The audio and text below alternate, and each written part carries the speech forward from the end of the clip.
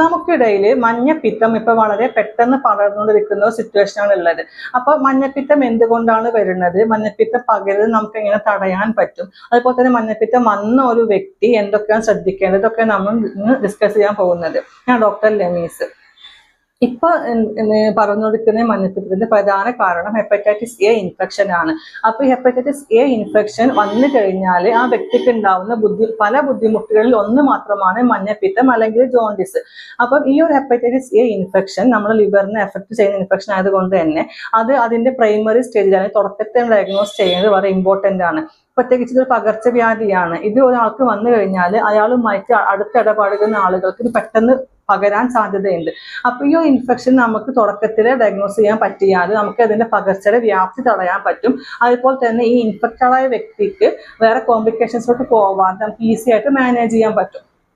അപ്പൊ hepatitis A infection നമ്മൾ എപ്പോഴൊക്കെ സംശയിക്കേണ്ടത്, അല്ലെങ്കിൽ ഒരാൾക്ക് എന്തൊക്കെ ബുദ്ധിമുട്ടുള്ളപ്പോഴാണ് നമ്മൾ ഇത് ഹെപ്പറ്റൈറ്റിസ് എ ഇൻഫെക്ഷൻ ആണോ എന്ന് നമ്മൾ ടെസ്റ്റ് ചെയ്യേണ്ടത് നമുക്ക് നോക്കാം. ഒന്നാമതായിട്ട് ആ ഒരു വ്യക്തിക്ക് കുറച്ച് ദിവസങ്ങളായിട്ട് മാറാത്ത പനി ഉണ്ടെങ്കിൽ, അതുപോലെ ശക്തമായ ക്ഷീണം ഉണ്ടെങ്കിൽ, അതുപോലെ വയറുവേദന, വയറിന് മറ്റ് അസ്വസ്ഥതകൾ, പിന്നെ ഛർദ്ദിക്കാൻ വരല്, ഓക്കാനിക്കാൻ വരല്, അതുപോലെ വയറിളക്കം, ഇങ്ങനത്തെ ബുദ്ധിമുട്ടുകളൊക്കെ ഉണ്ടെങ്കിൽ നമ്മൾ ഈ ഒരു ഡോക്ടറെ കാണിച്ചിട്ട് ഈ ഒരു ടെസ്റ്റ് ചെയ്യേണ്ടതാണ്. അതുപോലെ തന്നെ ഈ ഒരു ജോണ്ടിസ് അല്ലെങ്കിൽ മഞ്ഞപ്പിത്തം, ഇത് കുറച്ചുകൂടി അഡ്വാൻസ് സ്റ്റേജിൽ മാത്രമാണ് നമുക്ക് ആ വ്യക്തിയിൽ കാണപ്പെടുന്നത്. അപ്പോൾ അത് അയാളുടെ കണ്ണിൽ, അതുപോലെ തന്നെ ഈ നഖത്തിന് ചുറ്റുമുള്ള സ്കിന്നിലൊക്കെയാണ് ആദ്യം നമ്മൾ ഈ മഞ്ഞ കളർ ശ്രദ്ധിക്കുക. അപ്പോൾ അങ്ങനെയുള്ള മഞ്ഞ കളർ, അതുപോലെ തന്നെ അയാളുടെ മൂത്രം മഞ്ഞ കളറായിരിക്കും, അതുപോലെ തൊലിപ്പുറത്ത് ചൊറിച്ചിലും മറ്റു അസ്വസ്ഥതകളൊക്കെ ഉണ്ടാവും. അപ്പൊ ഇങ്ങനത്തെ ബുദ്ധിമുട്ടുകളൊക്കെ ഉണ്ടെങ്കിൽ ഇത് നമ്മൾ ടെസ്റ്റ് ചെയ്യുക. അതിന്റെ തുടക്കത്തിൽ തന്നെ ഡയഗ്നോസ് ചെയ്യാൻ കഴിഞ്ഞാൽ അതിന്റെ പടർച്ചയുടെ വ്യാപ്തിയും അതുപോലെ തന്നെ ആ ഒരു വ്യക്തിക്ക് ഉണ്ടാവുന്ന കോംപ്ലിക്കേഷൻസ് നമുക്ക് തടയാൻ പറ്റും. ഇനി ഒരു വ്യക്തിക്ക് ഈ ഒരു ഇൻഫെക്ഷൻ ഉണ്ടെങ്കിൽ അത് പടരാതിരിക്കാൻ വേണ്ടി നമ്മൾ എന്തൊക്കെ ശ്രദ്ധിക്കേണ്ടത് നോക്കാം. ഒന്നാമതായിട്ട് നമ്മൾ ഈ ഒരു ഇൻഫെക്ഷൻ വന്ന വ്യക്തിനെ നമ്മൾ കംപ്ലീറ്റ്ലി ഐസൊലേറ്റ് ചെയ്യുക. അതായത് അയാൾക്ക് സെപ്പറേറ്റ് ബാത്റൂം, സെപ്പറേറ്റ് അയാൾക്ക് ഉപയോഗിക്കാൻ വേണ്ടി ടവൽസ്, അതുപോലെ തന്നെ ഭക്ഷണം കഴിക്കാനുള്ള പാത്രങ്ങൾ, വെള്ളം കുടിക്കാനുള്ള ഗ്ലാസ്സുകൾ, അയാളുടെ ഡ്രസ്സുകൾ, ഇതൊക്കെ സെപ്പറേറ്റ് ആക്കിയിട്ട് അയാൾ നമ്മൾ കംപ്ലീറ്റ്ലി ഐസൊലേറ്റ് ചെയ്യുക. അയാളുമായിട്ടുള്ള ക്ലോസ് കോണ്ടാക്ട് നമ്മൾ ഒഴിവാക്കുക. ഇനി ഒറ്റക്കാക്കാൻ പറ്റാത്ത തരം വ്യക്തികളാണെങ്കിൽ, ഒരു ബൈസ്റ്റാൻഡർ വേണമെന്ന സിറ്റുവേഷൻ ആണെങ്കിൽ ആ bystander completely personal hygiene maintain ചെയ്യുക. അതായത് അയാളുമായിട്ട് കോണ്ടാക്ട് വരുമ്പോഴൊക്കെ അതിനുശേഷം കൈ നല്ല സോപ്പിട്ട് കഴുകിയ ശേഷം മാത്രം ഇതാക്കുക. അതുപോലെ തന്നെ കൈ എപ്പോഴും മുഖത്തോട്ടും വായിലോട്ടും കൊണ്ടുപോകുന്ന ശീലം ഒഴിവാക്കുക. പിന്നെ ഈ ബൈസ്റ്റാൻഡർ പുറത്ത് വേറെ ആളുകളുമായിട്ട് ഇടപഴകുന്നതും കുറയ്ക്കുക. ഇങ്ങനെയൊക്കെ നമ്മൾ ഈ ഒരു ഇൻഫെക്ഷൻ പകരുന്നത് നമുക്ക് തടയാൻ പറ്റും. അതുപോലെ ഇതൊരു കമ്മ്യൂണിറ്റിയിലോ ഒരു ഫ്ലാറ്റിലോ അല്ലെങ്കിൽ ഒരു വില്ലയിലോ അല്ലെങ്കിൽ ഹോസ്റ്റലിലൊക്കെയാണ് ഒരു മഞ്ഞപ്പിത്തം ഉണ്ടാവുന്നതെങ്കിൽ അവിടെ കോമൺ വാട്ടർ സോഴ്സാവും ഉണ്ടാവുക. അതായത് കോമൺ ആയിട്ട് ഒരു വെള്ളത്തിന്റെ സോഴ്സാവും ഉണ്ടാവുക. അപ്പൊ ആ ഒരു കോമൺ വാട്ടർ സോഴ്സ് ഡിസിൻഫെക്ട് ചെയ്യേണ്ടത് വളരെ ഇമ്പോർട്ടൻ്റ് ആണ്. പിന്നെ നമ്മൾ ഇത് പകരുന്നത് തടയാൻ വേണ്ടി നമ്മൾക്ക് ഉപയോഗിക്കാൻ പറ്റുന്ന മറ്റു മാർഗങ്ങൾ, ശ്രദ്ധിക്കേണ്ട മറ്റു കാര്യങ്ങൾ എന്തൊക്കെയാണെന്ന് നോക്കാം.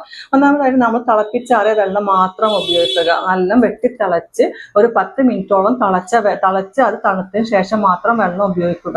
അപ്പോൾ അതുപോലെ തന്നെ നമ്മൾ പുറത്തുനിന്ന് ഭക്ഷണം കഴിക്കുന്നത് മാക്സിമം ഒഴിവാക്കുക.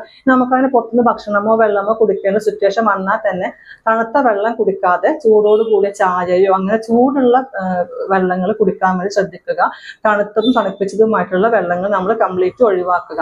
അതുപോലെ തന്നെ ഇത് പകരുന്ന ഏക വഴി എന്ന് പറയുന്നത് ഫീക്കോ ഓറൽ റൂട്ടാണ്. അതായത് ഈ ഇൻഫെക്റ്റഡ് ആയ വ്യക്തിയുടെ മലത്തിലൂടെ ഇത് പുറത്തോട്ട് വന്നിട്ട് അങ്ങനെയാണ് ഇത് മറ്റു വ്യക്തികളിലോട്ട് പകരുന്നത്.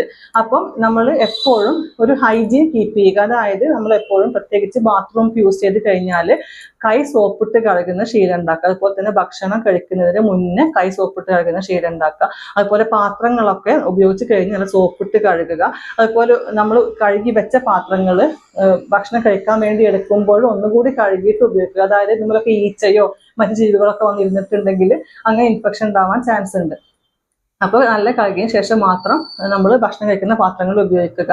അതുപോലെ നമ്മൾ ഈ ഫ്രൂട്ട്സും പച്ചക്കറികളൊക്കെ വാങ്ങുമ്പോൾ നല്ല കഴുകിയ ശേഷം മാത്രം ഉപയോഗിക്കുക.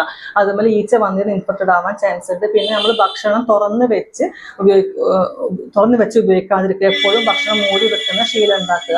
ഇങ്ങനത്തെ ശീലങ്ങളൊക്കെ കൊണ്ടുവരെ നമുക്ക് ഇത് വരാതെ നമുക്ക് ശ്രദ്ധിക്കാൻ പറ്റും. എന്നാൽ നമ്മൾ തിളപ്പിച്ചാറിയ വെള്ളം ഉപയോഗിക്കാന്ന് പറയുമ്പോൾ നമ്മൾ വീടുകളിൽ സംഭവിക്കുന്ന ചെറിയ ചെറിയ അബദ്ധങ്ങൾ നമുക്ക് നോക്കാം. നോക്കാം. അതായത് ഇപ്പൊ നമ്മൾ തിളപ്പിച്ച വെള്ളം പെട്ടെന്ന് കുടിക്കാൻ വേണ്ടി, ചൂട് കുറയാൻ വേണ്ടി നമ്മൾ അതിന്റെ കൂടെ സാധാ വെള്ളം മിക്സ് ചെയ്യും, അല്ലെങ്കിൽ തിളപ്പിക്കാത്ത വെള്ളം മിക്സ് ചെയ്ത് കുടിക്കും. അതുപോലെ നമ്മൾ ചോറ് വെച്ച് കഴിഞ്ഞിട്ട് ചോറ് ഊറ്റുമ്പോൾ അല്ലെങ്കിൽ ചോറ് വാർക്കുമ്പോഴൊക്കെ നമ്മൾ സാധാ പൈപ്പിട്ട വെള്ളം അതിലോട്ട് ഒഴിച്ചിട്ട് അത് വാർക്കുന്ന ശീലം പല വീടുകളിലും ഉണ്ടാവും. അപ്പൊ ഇങ്ങനത്തെ ശീലങ്ങളൊക്കെ നമ്മൾ ശ്രദ്ധിക്കുക. ഇതൊക്കെ നമ്മൾ ഒഴിവാക്കിയിട്ട് തിളപ്പിച്ചാറിയ വെള്ളം അല്ലെങ്കിൽ ഡിസ്ഇൻഫെക്റ്റഡ് ആയിട്ടുള്ള വെള്ളം മാത്രം നമ്മൾ ഉപയോഗിക്കുക. പിന്നെ നമ്മൾ ഇങ്ങനത്തെ പേഴ്സണൽ ഹൈജീൻ വളരെ മെയിൻറ്റെയിൻ ചെയ്യുക. നമ്മൾ കുട്ടികൾക്കും നമ്മൾ ഇത് ശീലം പഠിപ്പിച്ചു കൊടുക്കുക. നമ്മൾ ബാത്റൂം ഉപയോഗിച്ച് കഴിഞ്ഞാൽ കൈ കഴുകുന്ന ശീലം, അതുപോലെ തന്നെ ഭക്ഷണം കഴിക്കുന്നതിന് മുന്നേ സോപ്പിട്ട് കൈ കഴുകുന്ന ശീലമൊക്കെ നമ്മളെ കുട്ടികൾക്കും നമ്മൾ പഠിപ്പിച്ചു കൊടുക്കുക. പിന്നെ ഈ ഒരു ഇൻഫെക്ഷൻ വന്ന വ്യക്തി അവരുടെ ലൈഫിൽ എന്തൊക്കെയാണ് ശ്രദ്ധിക്കേണ്ടത്, ഇതിന്റെ കോംപ്ലിക്കേഷൻസിലോട്ട് പോവാതെ ഇത് എളുപ്പം മാറാൻ വേണ്ടിയിട്ട് നമുക്ക് ഈസി ആയിട്ട് മാനേജ് ചെയ്യാൻ വേണ്ടിയിട്ട് എന്തൊക്കെയാണ് ശ്രദ്ധിക്കേണ്ടത് നോക്കാം. മെയിൻ ആയിട്ട് പ്രോപ്പർ റെസ്റ്റ്, കംപ്ലീറ്റ് റെസ്റ്റ് ആണ് നമ്മൾ അഡ്വൈസ് ചെയ്യുന്നത്. അതുപോലെ തന്നെ ധാരാളം വെള്ളം കുടിക്കുക, അത് വളരെ ഇമ്പോർട്ടൻ്റ് ആയ കാര്യമാണ്. വെള്ളം കുടിക്കുക എന്നുള്ളത്, ഡീഹൈഡ്രേഷൻ വരാതെ സൂക്ഷിക്കുക. പിന്നെ ഈ ഒരു വ്യക്തി ഡയറ്റിൽ അയാൾ ഇൻക്ലൂഡ് ചെയ്യേണ്ടത് വളരെ എളുപ്പത്തിൽ ദഹിക്കുന്ന ഭക്ഷണം മാത്രം ഇൻക്ലൂഡ് ചെയ്യുക, ധാരാളം വെജിറ്റബിൾസും ഫ്രൂട്ട്സും ഇൻക്ലൂഡ് ചെയ്യുക.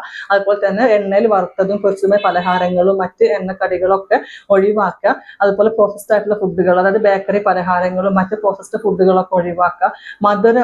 അമിത മധുരമുള്ള ഭക്ഷണം കംപ്ലീറ്റ്ലി ഒഴിവാക്കുക. അതുപോലെ തന്നെ ഈ തണുത്ത ഭക്ഷണപാനീയങ്ങളും പുറത്തുനിന്നുള്ള തണുത്ത ഭക്ഷണങ്ങളൊക്കെ ഒഴിവാക്കുക. എളുപ്പം ദഹിക്കുന്ന ഭക്ഷണം മാത്രം ഡയറ്റിൽ ഇൻക്ലൂഡ് ചെയ്യാൻ വേണ്ടി ശ്രദ്ധിക്കുക. പിന്നെ ഈ ഒരു സ്പൈസി ആയിട്ടുള്ള ഹൈലി സ്പൈസി ആയിട്ടുള്ള ഫുഡുകളും ഒഴിവാക്കുക. ഫ്രൂട്ട്സും ഫ്രൂട്ട് ജ്യൂസുകളും കഴിക്കാം, പക്ഷെ ഫ്രൂട്ട് ജ്യൂസുകൾ ഉണ്ടാക്കുമ്പോൾ മധുരം ഒഴിവാക്കിയിട്ട് ഉണ്ടാക്കാൻ വേണ്ടി ശ്രദ്ധിക്കുക. ഇങ്ങനെയൊക്കെ ശ്രദ്ധിച്ചു കഴിഞ്ഞാൽ നമുക്ക് ഒരു ഇൻഫെക്ഷൻ നമുക്ക് ഈസി ആയിട്ട് അല്ലെങ്കിൽ കോംപ്ലിക്കേഷൻസിലോട്ട് പോവാതെ മാനേജ് ചെയ്യാൻ പറ്റും. പിന്നെ അനാവശ്യമായിട്ട് മെഡിസിൻസ് കഴിക്കാതിരിക്കുക. അപ്പം വേദന സംഹാരികളാണെങ്കിലും അതുപോലെ പനിയുടെ പാരസെറ്റമോൾ പോലത്തെ ഗുളികകൾ ഒരു ഡോക്ടർ പ്രിസ്ക്രിപ്ഷൻ കൂടാതെ നമ്മൾ സ്വയം വാങ്ങിച്ച് കഴിക്കുന്ന ശീലം ഒഴിവാക്കുക. അനാവശ്യമായിട്ടുള്ള മെഡിസിൻ കഴിക്കൽ ഒഴിവാക്കുക.